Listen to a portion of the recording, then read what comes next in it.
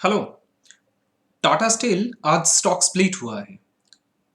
काफ़ी इन्वेस्टर के आगे ये 100 रुपीज़ का प्राइस काफ़ी अट्रैक्टिव लगता है।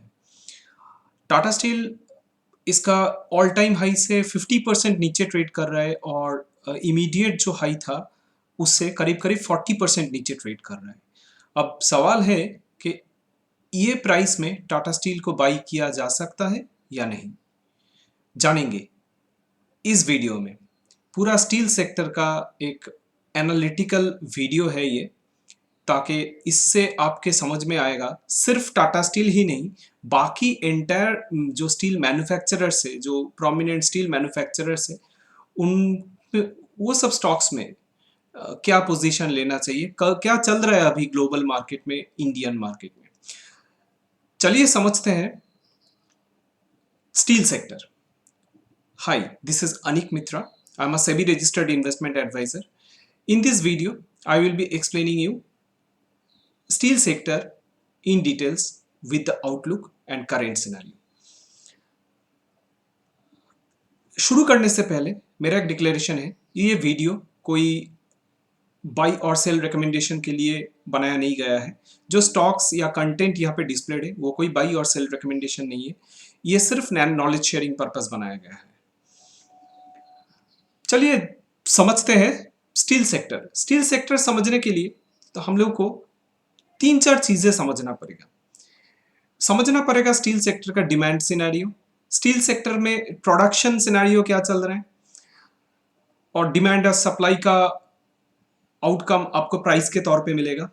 और समझना पड़ेगा स्टील का जो रॉ मटेरियल है, आयरन ओर, आयरन ओर का क्या प्राइस है, क्या ट्रेंड है, क्या चल रहा है आयरन ओर, और कोकिंग कोल, क्योंकि कोल यहाँ पे इंडिया पे खास तौर पे मैक्सिमम जो स्टील मैन्युफैक्चरिंग होता है वो ब्लास्ट फार्नेस में होता है, और ब्लास्ट फार्नेस का जो फ्यूल है वो कोकिंग कोल है। जानेंगे डिटेल में एक एक करके ये सारा पॉइंट्स। चलिए समझते हैं स्टील सेक्टर के डिमांड के बारे में। कहाँ से आता है स्टील इंडस्ट्री का डिमांड?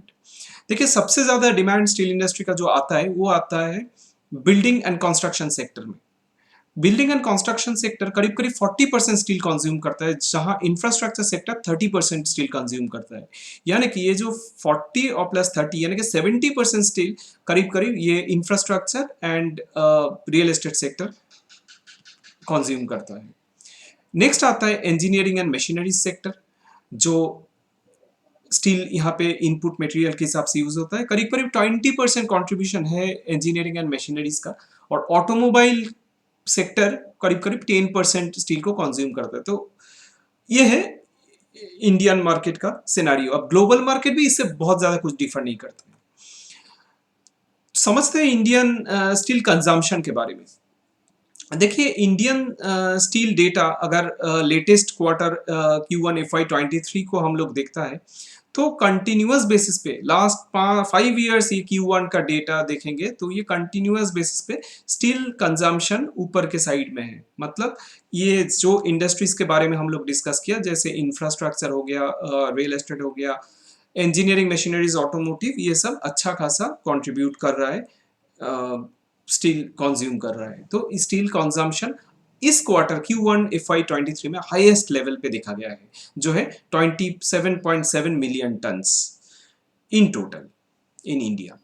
अब कंस्ट्रक्शन सेक्टर, जैसे हम चार सेक्टर के बारे में बोला तो थोड़ा सा समझेगा कि क्या सिनारियो है ये चारों सेक्टर का।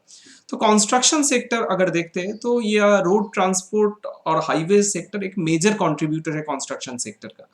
और अभी जो सुनने को आ रहा है कि maximum number of delayed project ये रोड ट्रांसपोर्ट और हाईवे सेक्टर में है। जुलाई 2022 का डेटा बोल रहा है कि this segment has 301 delayed project out of total 843 projects.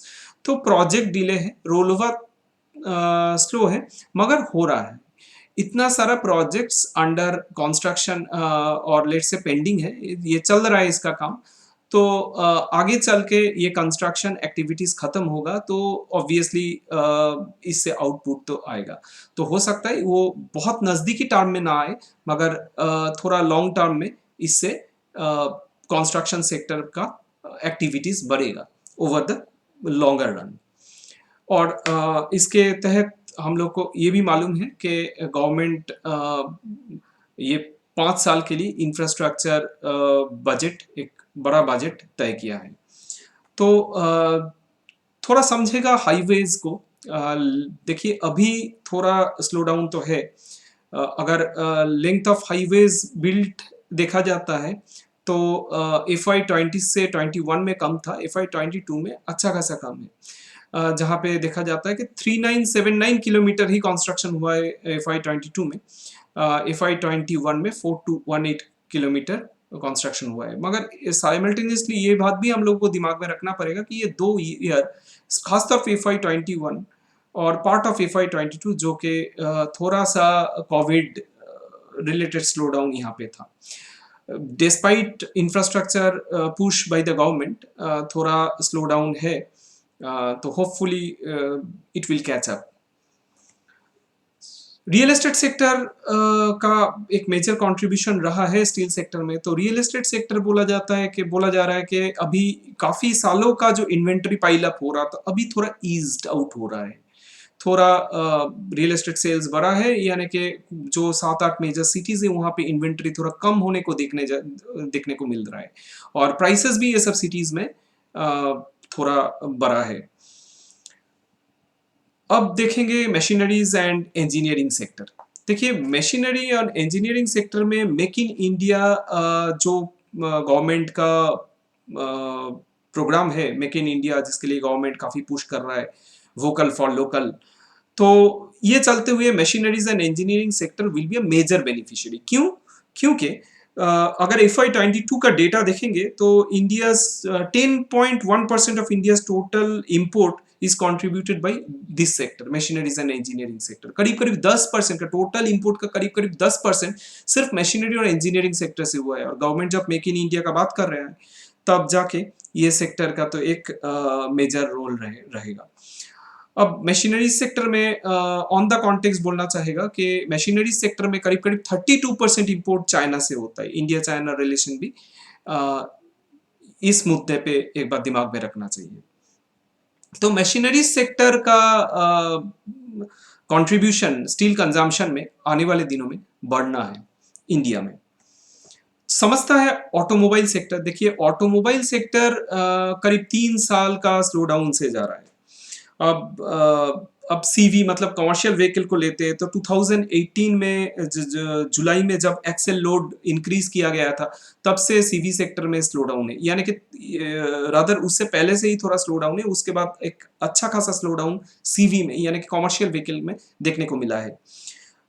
उसके साथ इकोनॉमिक स्लो डाउन और फाइनली पीवी में भी स्लो डाउन आया। BS4 और BS4 से BS6 जो एमिशन स्टैंडर्ड में जो चेंजेस आया गवर्नमेंट लाया, तो उसके तहत पूरा एंटर ऑटो इंडस्ट्री 3 साल करीब मान लीजिए कि लेट ऑफ 2018 मिड ऑफ 2018 से 21 तक 3 साल थोड़ा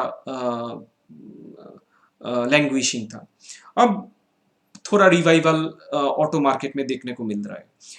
सीवी मार्केट में रिवाइवल देखने को मिल रहा है। पीवी मार्केट में अच्छा खासा रिवाइवल देखने को मिल रहा है। खास तौर पे पीवी मार्केट में कुछ चेंजेस जैसे पोस्ट कोविड, अब इसको न्यू नॉर्मल बोला जा रहा है कि पोस्ट कोविड देखा जा रहा है कि मार्केट का डायनामिक्स भी चेंज हो रहा है। इसके तहत मेरा एक वीडियो है जहाँ पे हम paradigm shift in the automobile market बोल के एक वीडियो बनाया है, तो उसका लिंक रहेगा यहाँ पे आई बटन में, आप क्लिक करके देख सकते हैं। तो ये मार्केट थोड़ा इंडियन ऑटोमोबाइल स्पेस जो है वो थोड़ा मतलब प्रीमियम जो बेसिक हैचबैक से ग्रेजुअली एसयूवी के तरफ थोड़ा इंक्लाइंड है अभी।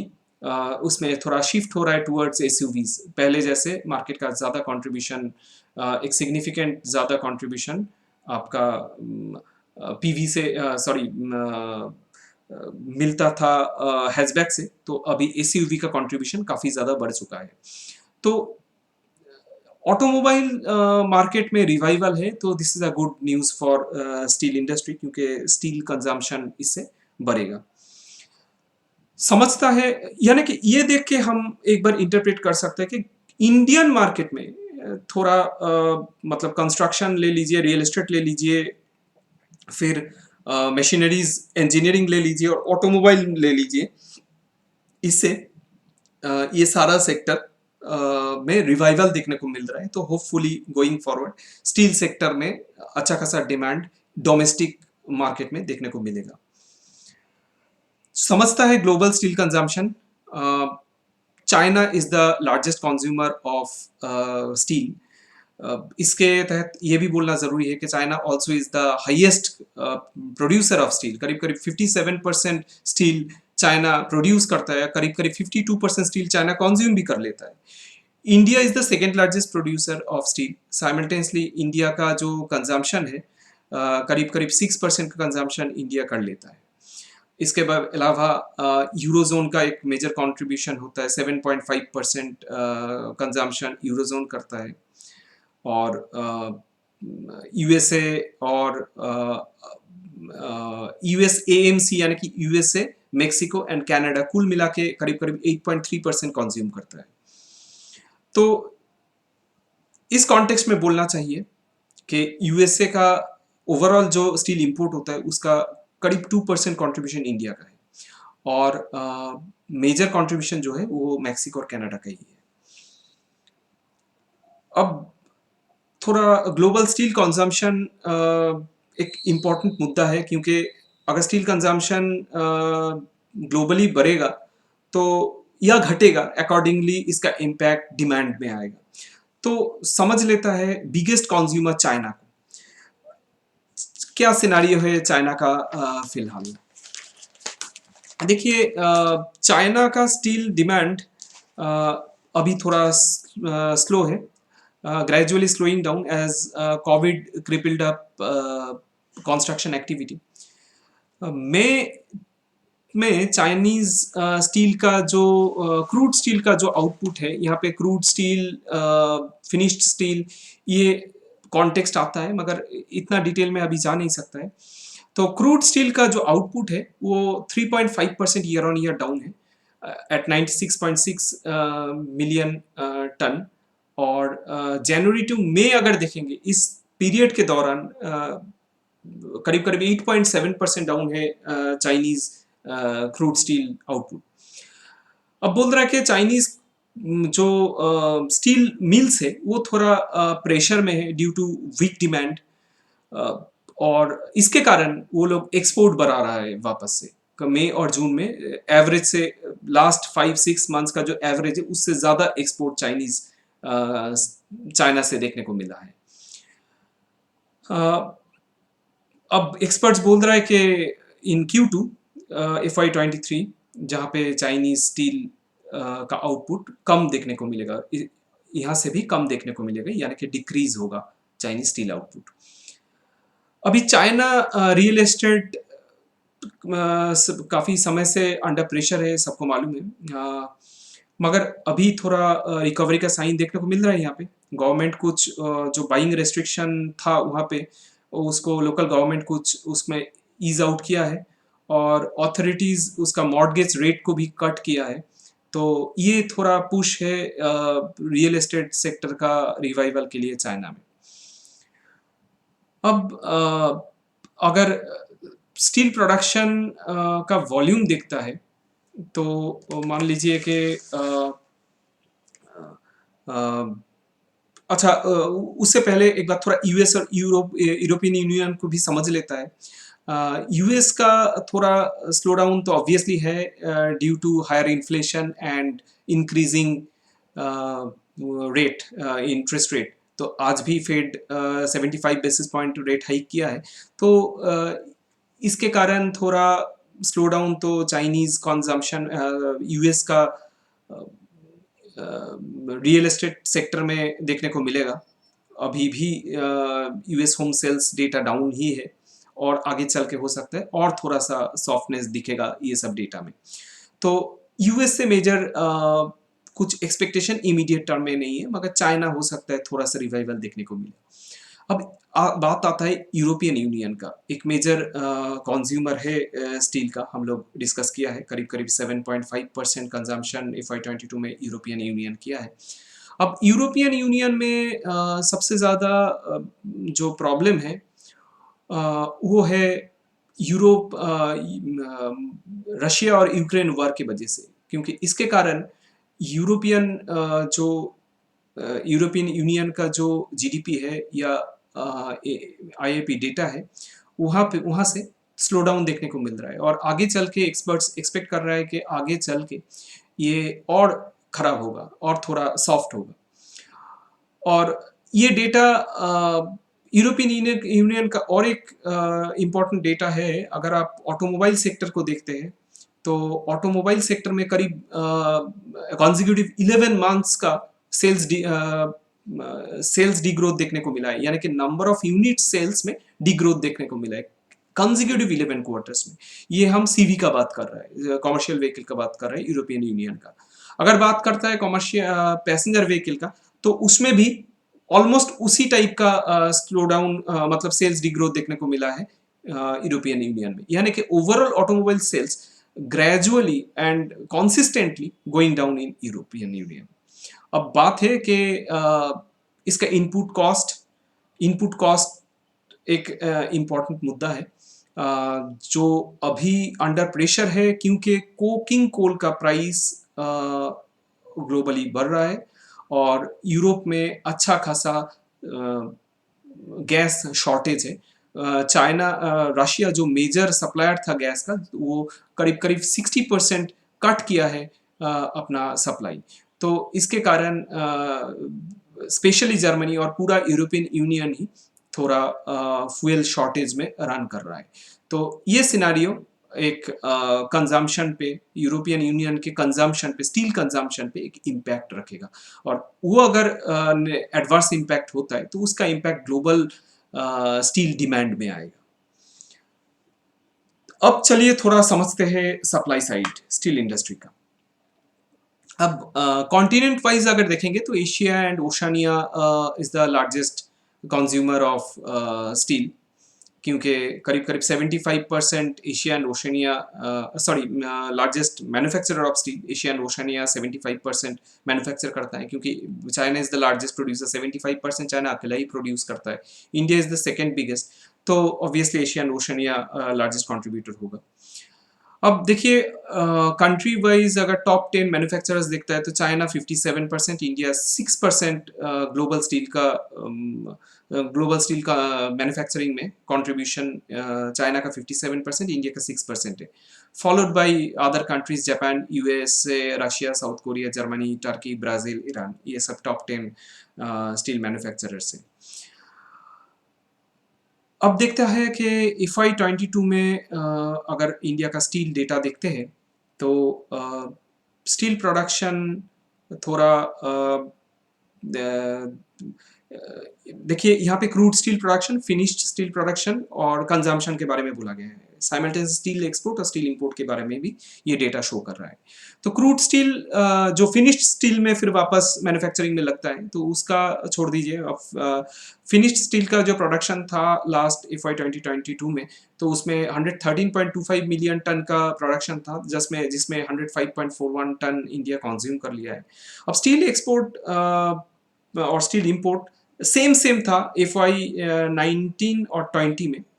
21 और 22 में स्टील एक्सपोर्ट इंपोर्ट से ऊपर है और इस बार मतलब FY 22 में स्टील एक्सपोर्ट 13.49% का, स्टील इंपोर्ट 13.49 मिलियन टन और स्टील इंपोर्ट 4.67 मिलियन टन का हुआ है इंडिया से।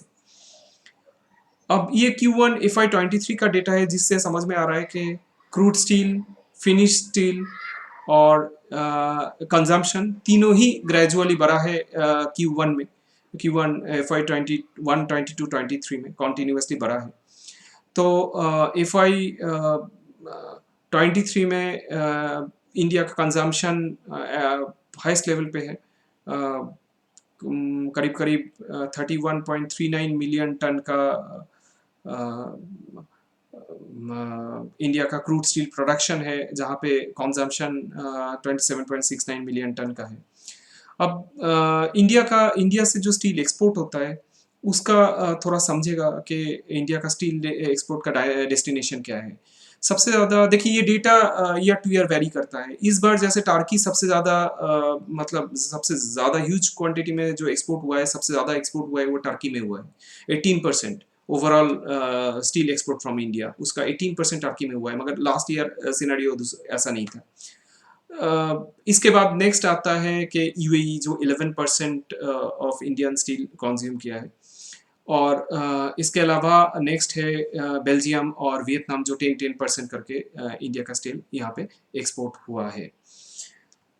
तो ये जो टोटल एक्सपोर्ट है इसमें कंट्रीब्यूशन किसका सबसे ज़्यादा है? देखिए समझिए जेएसपीएल मतलब जिंदल स्टील एंड पावर करीब करीब 33% टोटल एक्सपोर्ट का जिंदल स्टील का कंट्रीब्यूशन है, जहाँ पे जेएसडब्ल्यू स्टील का 28%, सेल स्टील अथॉरिटी इंडिया का 9% और टाटा स्टील का 14% कंट्रीब्यूशन है ये तो ओवरऑल एक्सपोर्ट में। अब देखिए काफ़ी इंपॉर्टेंट है, export is very much impacted due to imposing export duty, जो गवर्नमेंट मई में 15% एक्सपोर्ट ड्यूटी लगाया है फिनिश्ड स्टील पे और पिग आयरन पे। देखिए क्या इम्पैक्ट हो सकता है इसका, ये समझने की कोशिश करेगा।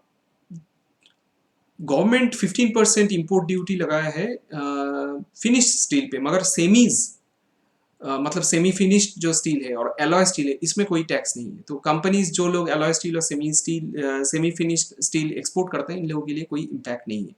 इम्पैक्ट है जो कंपनीज फिनिश्ड स्टील मैन्युफैक्चर करता है।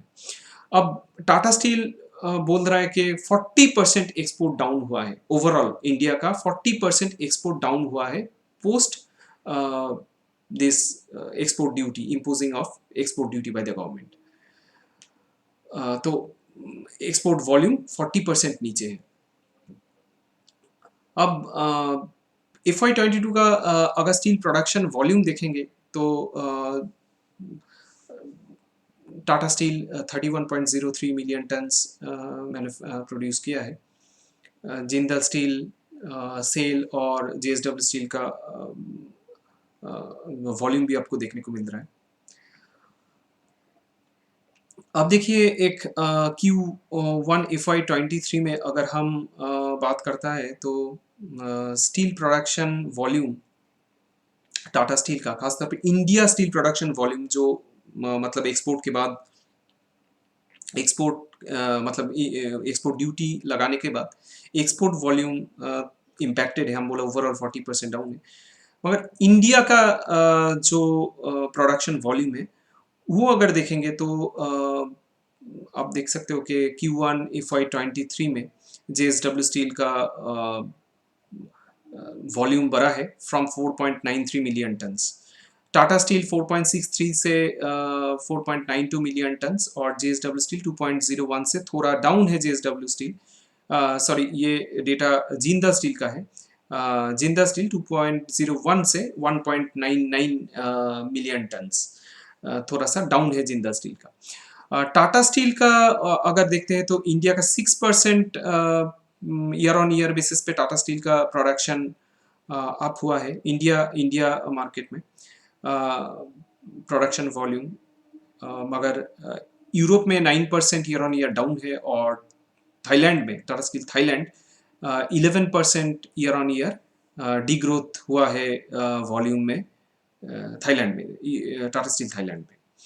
तो इंडिया जैसे बोला कि थोड़ा रेजिलिएंट लग रहा है फ्रॉम ग्लोबल इश्यूज, और अभी डेटा भी वही बोल रहा है कि इंडिया कंजम्पशन इंटैक्ट है, जो ट्रिगर से वो भी फेवरेबल है। होपफुली अगर ऐसा चलेगा गोइंग फॉरवर्ड सिनेरियो बेटर होगा तो obviously India will be a major beneficiary. तो स्टील कंपनीज फिलहाल जो ग्लोबल सिनेरियो चल रहा है वो देख के और इंडिया का एक्सपोर्ट ड्यूटी को दिमाग में रखते हुए ऑब्वियसली जो कंपनी ज़्यादा इंडिया फोकस्ड है, जो डोमेस्टिक मार्केट में ज़्यादा बिजनेस करता है, वो मेजर बेनिफिशियरी होगा। क्योंकि एक्सपोर्ट में थोड़ा स्लो डाउन है तो एक्सपोर्ट बिजनेस इम्पैक्टेड होगा। उसके अलावा इंडिया का जो डिमांड है वो मेंटेन्ड है और बढ़ रहा है, तो इसीलिए अगर डोमेस्टिक फोकस जो मैन्युफैक्चरर्स है वो लोग मेजर बेनिफिशियरी निकलेगा। अब स्टील प्राइसेस थोड़ा सॉफ्ट हुआ है, पहले भी हम बोला है कि US domestic HRC steel price है जो देखा गया है सॉफ्ट हुआ है, और इंटरनेशनल प्राइसेस बढ़ जाने के कारण उसको फॉलो करते हुए इंडिया का भी स्टील प्राइसेस बढ़ गया था, जिसको चलते हुए गवर्नमेंट ने 15% का एक्सपोर्ट ड्यूटी लगाया है। तो एक स्पेकुलेशन ऐसा भी है, ग्लोबल स्टील प्राइसेस थोड़ा कूल ऑफ कर रहा है, डिमांड स्लो डाउन है, स्टील प्राइसेस कूल ऑफ कर रहा है, और इंडिया का स्टील प्राइसेस भी साइमल्टेनियसली कूल ऑफ किया है। तो हो सकता है कि गवर्नमेंट ये जो एक्सपोर्ट ड्यूटी जो लगाया है उसको विड्रॉ कर लेगा। ये एक स्पेकुलेशन है मार्केट में, कोई कंफर्मेशन नहीं है। तो समझता है रॉ मटेरियल को। रॉ मटेरियल में iron ore is the key raw material, आपको मालूम ही है। तो गवर्नमेंट आयरन और जैसे स्टील प्रोडक्शन में, स्टील एक्सपोर्ट में गवर्नमेंट जैसे एक्सपोर्ट ड्यूटी लगाया है, साइमल्टेनियसली वो क्यों लगाया है? जैसे हम बोला कि इंडिया मतलब डोमेस्टिक मार्केट में अवेलेबिलिटी बढ़ाने के लिए, ताकि स्टील सप्लाई ज़्यादा हो और स्टील प्राइसेस सॉफ्ट रहे। अब स्टील प्राइसेस को सॉफ्ट करने के लिए गवर्नमेंट जैसे एक्सपोर्ट ड्यूटी लगाया है, साइमल्टेनियसली गवर्नमेंट स्टील मैन्युफैक्चरर के रिलीफ के लिए आयरन ओर पे भी एक्सपोर्ट ड्यूटी लगाया है। आयरन ओर पैलेट में 45% का टैक्स लगाया है, जहाँ पे export of iron ore lumps, अब पैलेट लम्प्स क्या होता है ये यहाँ पे हम डिस्कस नहीं कर सकते हैं, मगर these are all for manufacturing of steel. तो आयरन ओर लम्प्स जिसका आयरन कंटेंट ज़्यादा होता है, 62% से ज़्यादा होता है, तो इसमें एक्सपोर्ट ड्यूटी 30 से 50% हाइक कर दिया है, 30% से 50% कर दिया है गवर्नमेंट। अब मतलब आयरन ओर का डोमेस्टिक मार्केट में अवेलेबिलिटी बढ़ जाना चाहिए। अब देखिए एनएमडीसी जो लार्जेस्ट आयरन ओर मैन्युफैक्चरर है, one of the largest manufacturer है, वो उसका बेचेली जो छत्तीसगढ़ वाला जो माइन है, उसका ऑपरेशन सस्पेंड किया है। क्यों किया है? क्योंकि एक स्टेट गवर्नमेंट ऑर्डर के वजह से किया है, मगर एनएमडीसी बोल नहीं पाया कि क्यों आया ऐसा स्टेट गवर्नमेंट का ऑर्डर, पॉल्यूशन के लिए या किसी लिए, वैसा कोई खुलासा एनएमडीसी से मिला नहीं।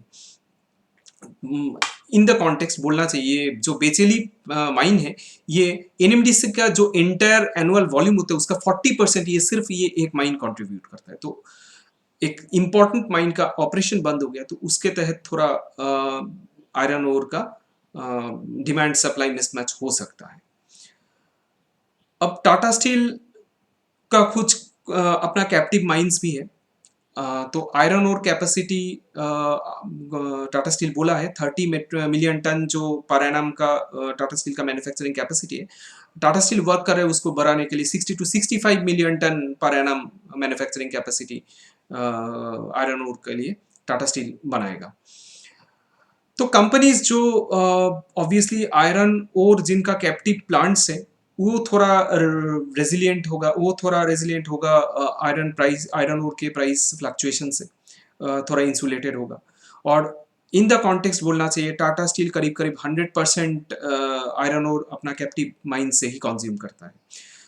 तो आगे चल के टाटा स्टील का इन हैंड एक्विजिशन एक मेजर एक्विजिशन है, तो टाटा स्टील जैसा अपना मैन्युफैक्चरिंग कैपेसिटीज वगैरह बढ़ा रहा है, एक्विजिशन कर रहा है, तो उसके इन टैंडेम टाटा स्टील अपना आयरन ओर कैपेसिटी बढ़ा रहा है। तो जेएसडब्ल्यू स्टील का भी करीब करीब 43% आयरन ओर कैप्टिव माइन से आता है। अब नेक्स्ट आ जाता है कि कोल्स। देखिए कोल समझने के लिए एक चीज हम बोलेगा कि कोल चारों टाइप का कोल है, हम इसके डिटेल में नहीं जा रहा है। जो बिटुमिनस कोल है, जो बेसिकली कमर्शियल पर्पस में मेजरली यूज होता है, उसका इंडिया में जो कोल्स मिलता है वो मेनली बिटुमिनस कोल ही है। अब बिटुमिनस कोल का दो टाइप का बिटुमिनस कोल मिलता है, एक है आपका कोकिंग कोल, एक है नॉन कोकिंग कोल। अब कोकिंग कोल जो होता है उससे कोक बनता है, और वो कोक ब्लास्ट फर्नेस में स्टील बनाने के लिए लगता है। और ओवरऑल जो कोल का डिमांड है उसका 64% पावर सेक्टर अकेला ही कंज्यूम कर जाता है, और जो नॉन कोकिंग कोल है वो पावर सेक्टर में यूज होता है, थर्मल प्लांट्स में। तो यहाँ पे डेटा बोल रहा है कि कोकिंग कोल और नॉन कोकिंग कोल, जिसका इंपोर्ट का डेटा है यहाँ पे आपके सामने। नॉन कुकिंग कोल ही मेजर, मतलब ज़्यादा इंपोर्ट होता है, कुकिंग कोल रिलेटिवली कम इंपोर्ट होता है, क्योंकि डिमांड कुकिंग कोल से काफ़ी ज़्यादा है नॉन कुकिंग कोल का थर्मल प्लांट्स में। अब यहाँ पे एक डेटा बोल रहा है कि coal production and import data, जहाँ पे CIL यानी कि कोल इंडिया जो लार्जेस्ट प्रोड्यूसर है, वो करीब करीब 124 मिलियन टन्स का Q1 FY23 में प्रोड्यूस किया है आउट ऑफ 156 मिलियन टन्स। और टोटल कोल इंपोर्ट करीब करीब 19 मिलियन टन्स का है, रिलेटिवली लो है। और कैप्टिव माइंस से जो प्रोड्यूस हुआ है वो करीब करीब 15.45 मिलियन टन्स का है। यानी कि इस ये डिस्कस करने का मतलब है कि कोल प्राइसेस का पे क्या इम्पैक्ट रहेगा, क्योंकि कोल प्राइसेस में काफ़ी ज़्यादा वॉलेटिलिटी देखने को मिला है और सडनली कोल कोल शॉर्टेज देखने को मिल रहा है ग्लोबली। इसका वजह वही है, इंडिया में भी उसका इफेक्ट आ रहा है, क्योंकि पूरा कोल जो होता है वो पूरा इंडिया खुद मैन्युफैक्चर नहीं करता है। हम बोला कि टोटल मतलब तो थोड़ा बहुत कुकिंग कोल इंपोर्ट, थोड़ा बहुत बहुत कोल इंपोर्ट होता है इंडिया में। तो जो कोल मैन्युफैक्चर होता है वो सफिशिएंट नहीं है पूरा कोल डिमांड फीड करने के लिए। तो इंटरन जो ग्लोबली जो इंपोर्ट होता है मेनली ऑस्ट्रेलिया से और अदर डेस्टिनेशन से, वहाँ पे जो सॉफ्टनेस देखने को मिल रहा है, इसका वजह वही है कि कोल का डिमांड सडनली बढ़ गया। अब बोलो कि कैसे बढ़ गया? देखो, काफ़ी गैस शॉर्टेज है यूरोप में, यूरोपियन यूनियन में, इंटर यूरोप में, क्योंकि रशिया और यूक्रेन वॉर की वजह से में एक तो लॉजिस्टिक्स प्रॉब्लम, ऊपर से रशिया अपना करीब 60% गैस सप्लाई कट कर दिया है। जो कंट्रोवर्सरीज है रशिया के साथ, उसके तहत वो major coal supply gas supply cut कर दिया है। अब प्रॉब्लम है कि विंटर बहुत ज़्यादा दूर नहीं है, यूरोप में विंटर आने वाला है और यूरोपियन कंट्रीज, यूरोपियन गवर्नमेंट्स अपना एनर्जी ये विंटर के लिए बचा के रखना चाहते हैं, प्रिजर्व करना चाहते हैं।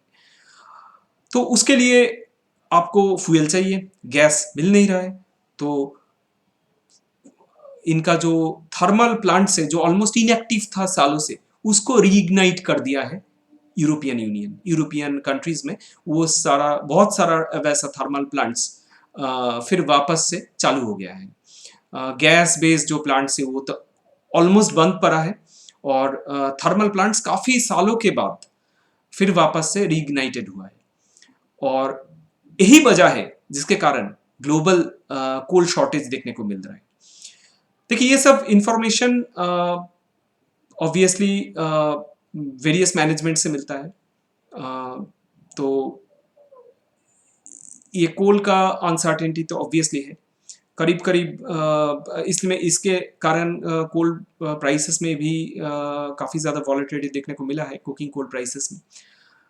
तो हो सकता है आगे चल के ये सिनेरियो अगर रिजॉल्व नहीं हुआ, तो इसका कोई प्रेडिक्ट भी नहीं कर सकता है कब ये रिजॉल्व हो जाएगा, मगर जब तक ये प्रॉब्लम है, जब तक ये मुद्दा है, ये सिनेरियो तो ग्रेजुअली डिटेरियोरेट करेगा या कोल का शॉर्टेज मेंटेन रहेगा, अनलेस एंड अनटिल कोई कोल मैन्युफैक्चरर उनका प्रोडक्शन काफ़ी ज़्यादा बढ़ा देगा।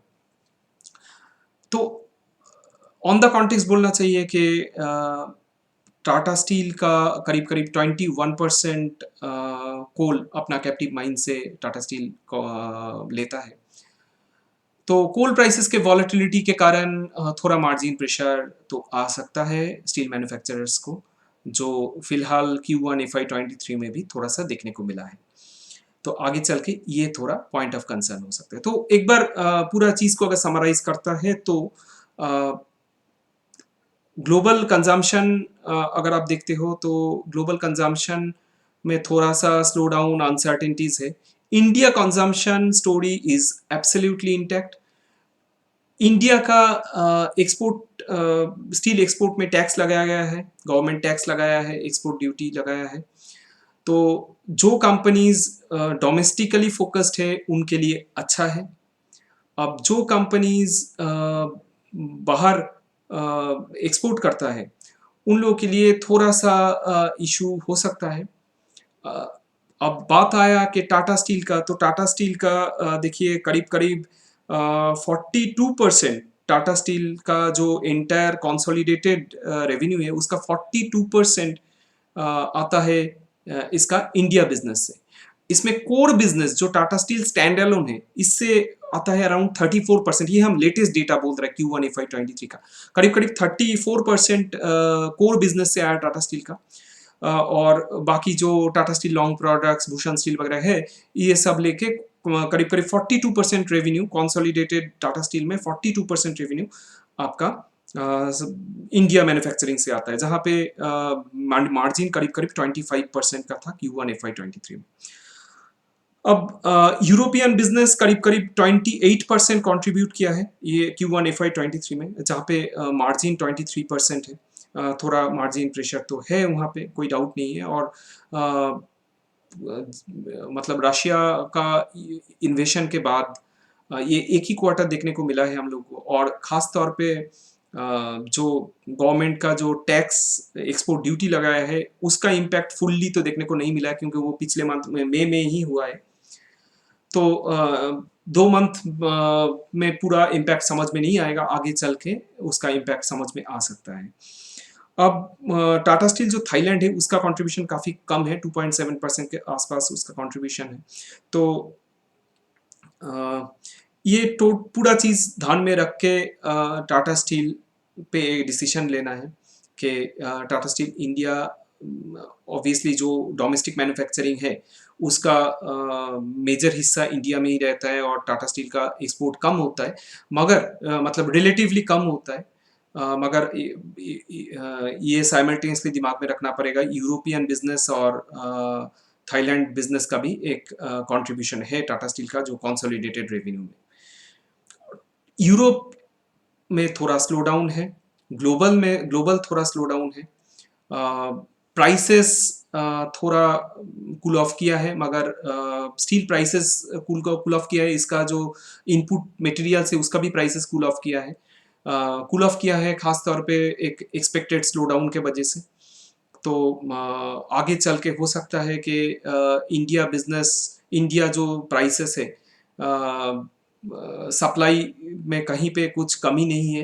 करीब-करीब लास्ट FY22 में इंडिया का जो स्टील का जो यूटिलाइजेशन था, कैपेसिटी यूटिलाइजेशन था, वो करीब-करीब 68% था। तो FY23 में भी स्टील नया प्लांट्स ऐड हो रहा है, नया कैपेसिटीज़ ऐड हो रहा है, और आगे चल के अच्छा खासा कैपेसिटीज़ ऐड हो रहा है, जो हम अलग वीडियो में अलग से बनाएगा। तो कुल मिला के सिनेरियो वही है कि India business seems to be bit resilient, export is under jittery. तो इंडिया फोकस जो कंपनीज हैं उन लोगों के लिए अच्छा है। जो कंपनीज मतलब थोड़ा एक्सपोर्ट फोकस्ड है उन लोगों के लिए थोड़ा सा दिक्कत वाली बात है। जो इंडिया बिजनेस है, इंडिया बिजनेस में इनपुट कॉस्ट अभी उतना मेजर कुछ नहीं है, क्योंकि आयरन और एक्सपोर्ट में भी ड्यूटी लगा है। मगर जो कंपनीज का कैप्टिव माइन से अपना इनपुट मटेरियल वो लोग मतलब बैकवर्ड इंटीग्रेटेड है, आप बोल सकते हो, उन लोगों के लिए अच्छा है।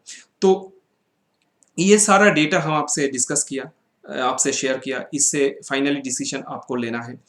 यहाँ पे हम डायरेक्टली कोई बाई और सेल रिकमेंडेशन नहीं बोल सकता है। सिर्फ एक चीज़ बोलना चाहिए यहाँ पे कि और बहुत कुछ है जो इतना शॉर्ट पीरियड में एक वीडियो में हम डिस्कस कर नहीं सकता है।